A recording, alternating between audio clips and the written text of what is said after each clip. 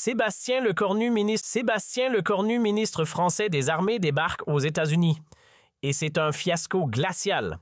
Reçu comme un invité indésirable, il finit tout bonnement par être reconduit vers la sortie. De son côté, Donald Trump n'est pas dupe, il sait parfaitement qui est Lecornu et ce qu'il pense du Rassemblement national. Et tenez-vous bien, car la suite décoiffe, le ministre aurait autrefois milité au sein de l'Antifa, ce même mouvement que Trump a fait inscrire sur la liste des organisations terroristes. Un passé explosif qui pourrait coûter cher à ce pilier de renaissance. Restez branchés, car ce que nous allons dévoiler ici, personne d'autre n'osera le dire aussi franchement. Le 3 août 2025, Sébastien Lecornu, ministre des Armées estampillé Renaissance, pose le pied à Washington pour ce qui devait être un moment historique. Sauf que la réalité tourne vite au ridicule. À peine arrivé, son grand rendez-vous diplomatique vire à la farce. Trump l'ignore royalement, GV. Ne daigne même pas répondre et tout le gratin politique de la Maison-Blanche semble l'éviter comme la peste.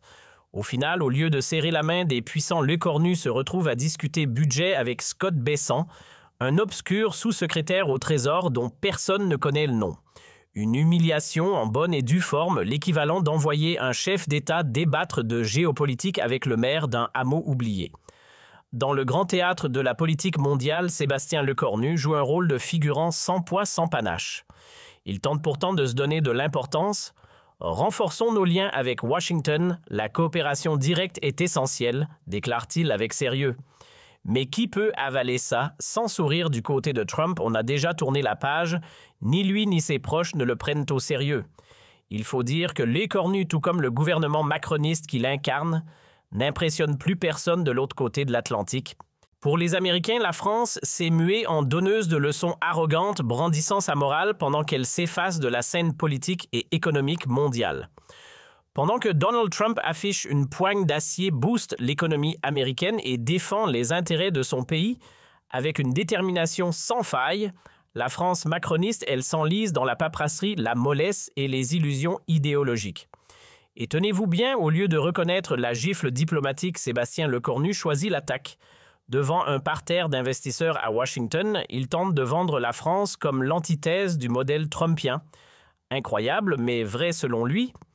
L'Amérique de Trump fait fausse route, misez plutôt sur nous. Une déclaration si présomptueuse qu'elle frôle l'insolence pure et simple.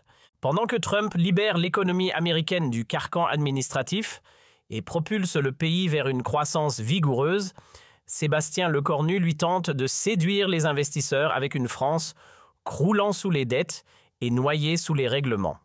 Sérieusement, qui peut gober ça? Son discours sonne comme une claque pour tous ceux qui privilégient la logique économique à la morale politique. Devant la Maison-Blanche, il joue les professeurs d'économie mondiale évoquant les turbulences planétaires, mais il oublie de préciser que ces secousses viennent surtout du naufrage européen, pas de Washington.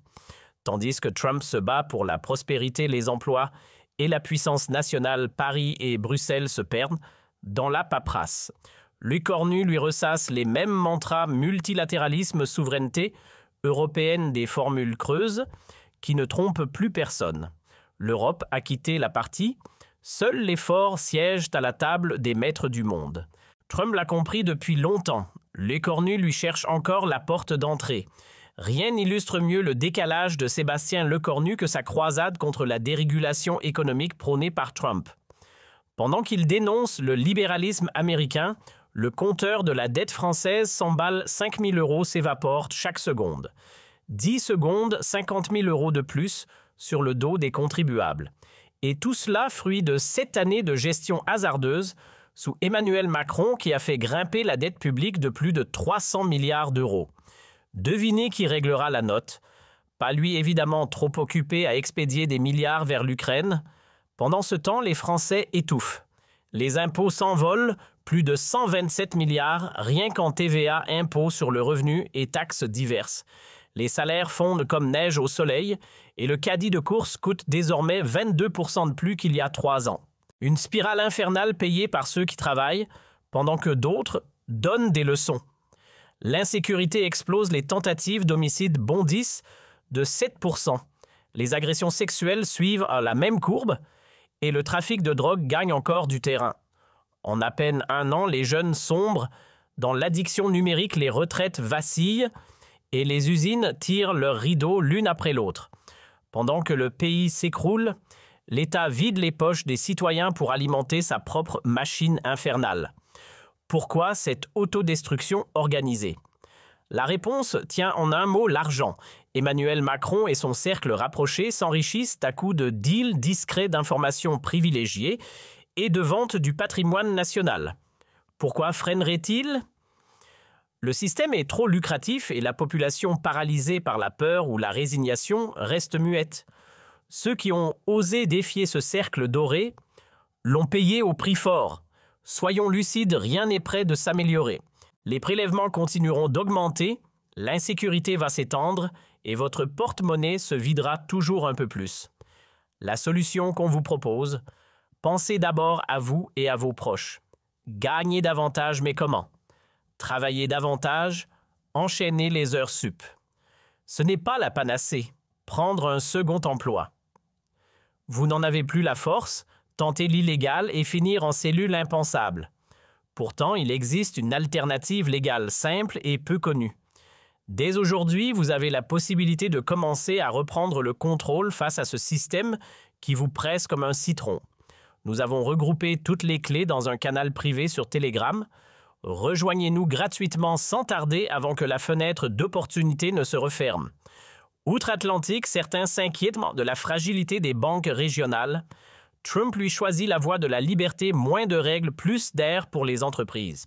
Mais le cornu, fidèle à son réflexe bureaucratique, y voit un soi-disant danger de dérégulation et jure que la France ne tombera jamais dans cet excès de liberté. Sérieusement, depuis quand noyer l'innovation sous des montagnes de formulaires est-il une vertu? Ce culte de la réglementation, c'est presque du collectivisme, tout contrôler, tout interdire, tout ralentir. Pendant que Washington récolte les fruits d'une économie plus agile, emploi, croissance, autonomie énergétique, Paris rêve encore de nouvelles normes européennes, de nouvelles dettes et de moins en moins de compétitivité. Trump s'attaque aux grandes institutions internationales non pas pour les saboter, mais pour les remettre sur pied, plus d'efficacité, plus de responsabilité et surtout la primauté des intérêts américains. Pendant que lui restructure l'ordre mondial à coups de pragmatisme, Sébastien Lecornu s'échine à diaboliser les énergies fossiles comme si le pétrole était l'incarnation du mal. Résultat, les États-Unis gagnent leur indépendance énergétique pendant que la France s'enferme dans ses dogmes écologiques et ses plans économiques irréalistes. Trump agit Lecornu disserte. L'un bâtit une puissance, l'autre s'enlise dans la théorie. Tant que nos dirigeants confondront morale et logique économique, l'Europe restera dans les gradins à regarder les autres écrire les nouvelles règles du monde. Et voilà le grand final: Donald Trump a officiellement inscrit l'Antifa sur la liste des organisations terroristes. Selon la Maison-Blanche, ce mouvement n'a rien d'un simple collectif militant, c'est un réseau anarchiste, militarisé, synonyme de chaos et de violence politique. Et maintenant, tenez-vous bien, devinez qui autrefois gravitait dans leur rang. Oui, vous avez compris, Sébastien Lecornu lui-même. Imaginez la scène: un ministre français fier de son passé Antifa, alors que cette même organisation est désormais considérée comme terroriste aux États-Unis. Oh yes! Un séisme diplomatique en puissance. Depuis la décision de Trump, les douaniers américains ont les pleins pouvoirs. Toute personne ayant le moindre lien avec l'Antifa peut être refoulée à la frontière ou carrément bannie du territoire. La question se pose donc: Lecornu fait-il désormais partie des indésirables en Amérique? Lecornu n'est pas un cas isolé. D'autres figures politiques françaises, comme le député écologiste Timon Sinus, affichent sans détour leur affection pour l'Antifa. Oui, vous avez bien entendu, Sinus a carrément brandi un drapeau Antifa devant l'Assemblée nationale, l'emblème même du désordre, de la radicalité et de la violence de rue. Les Verts, eux, ont osé qualifier ce geste de courage politique, prétendant qu'il s'agissait d'un acte de résistance contre l'extrême droite. Mais sérieusement, depuis quand glorifier un symbole de casse et de haine serait un acte démocratique? Ce drapeau représente des groupes qui brûlent des voitures, attaquent les forces de l'ordre et terrorisent ceux qui pensent autrement. Et un élu de la République l'agite comme un trophée. Soit Sinus ignore totalement la portée de son geste, soit ils cautionnent ouvertement la violence qu'ils symbolisent. Dans les deux cas, c'est un spectacle consternant. Pendant que les vieux partis Renaissance LR et compagnie gardent un silence assourdissant, le Rassemblement national est bien le seul à oser appeler ce scandale par son nom. De l'autre côté de l'Atlantique, les Américains, eux, ne plaisantent pas. Depuis le retour de Trump à la Maison-Blanche, franchir la frontière américaine est devenu un véritable test de nerfs pour les Français. Chaque année, près de 2 millions d'entre eux traversent l'océan. Mais désormais, même ceux munis d'un visa en règle se voient refoulés, interrogés, voire fouillés jusqu'à leur téléphone. 2 lycéennes de Rouen ont fini en centre de rétention à Hawaï. Un ingénieur installé depuis 17 ans aux États-Unis a été arrêté à l'aéroport de Boston. Le motif mystère souvent. Mais une chose ne fait plus aucun doute, quiconque affiche la moindre sympathie pour des idéologies subversives comme l'Antifa est désormais persona non grata sur le sol américain. Et pour ceux qui osent minimiser des attaques, comme celle visant Charlie Kirk, la sanction est encore plus radicale, porte close aux États-Unis. Les autorités américaines ne plaisantent plus. Le sénateur Marco Rubio l'a résumé sans détour. Les responsables qui portent atteinte à la liberté d'expression des Américains n'ont rien à faire sur notre territoire. Un véritable séisme diplomatique. Washington répond frontalement à la dérive liberticide venue d'Europe entre les censures de Bruxelles, les lois de Paris et les déclarations moralisatrices de politiciens comme Lecornu. Rappelez-vous du scandale autour de Thierry Breton. Ce commissaire européen avait menacé Elon Musk de sanctions simplement parce qu'il avait osé diffuser une interview de Trump sur X, une attaque directe contre la liberté d'expression. Et cette fois, les États-Unis rendent les coups. Et ce ne sont plus seulement les responsables politiques qui en font les frais. Même des citoyens français ordinaires se retrouvent désormais sanctionnés. Un simple message mal perçu peut suffire à leur coûter leur visa. Exemple frappant, un internaute a été expulsé des États-Unis pour avoir posté cette phrase « Quand les fascistes meurent, les démocrates ne pleurent pas ». Le signal envoyé par Washington est limpide. Quiconque s'en prend aux valeurs fondamentales américaines n'est plus le bienvenu. Ce n'est pas qu'une mesure administrative, c'est un tournant symbolique. L'Amérique se dresse face à la prétention moralisatrice de l'Europe, face à la censure institutionnalisée de Paris et de Bruxelles. Pendant que les partis traditionnels continuent de rêver d'une amitié transatlantique fantasmée, Marco Rubio rappelle la vérité crue, la liberté d'expression ne se négocie pas. Et ceux qui la méprisent n'ont rien à faire sur le sol américain. La France tient entre ses mains une occasion historique, celle de rejoindre une nouvelle ère fondée sur la souveraineté et la force nationale. Mais pour y parvenir, il faut rompre avec la soumission à Bruxelles, fermer les brèches de nos frontières et en finir avec la mollesse économique. Le Rassemblement national se présente comme la seule force capable de rendre au pays sa puissance d'antan, une France libre, indépendante et à l'écoute de son peuple. Avec des alliés comme Marco Rubio, un véritable axe conservateur Paris-Washington pourrait voir le jour. L'humiliation subie par Lecornu en est la démonstration éclatante. La morale donneuse de leçons n'impressionne plus personne. Le monde change de cap et ce sont les forces patriotiques, pas les technocrates verts ou les mondialistes de la majorité qui tracent désormais la route. Le choix est entre nos mains. Allons-nous continuer à subir les diktats bruxellois et le brouillard politique parisien ou aurons-nous enfin le courage d'emprunter un nouveau chemin aux côtés du RN et d'alliés internationaux comme Marco Rubio? L'affaire Lecornu à Washington n'est qu'un avant-goût de ce qui vient.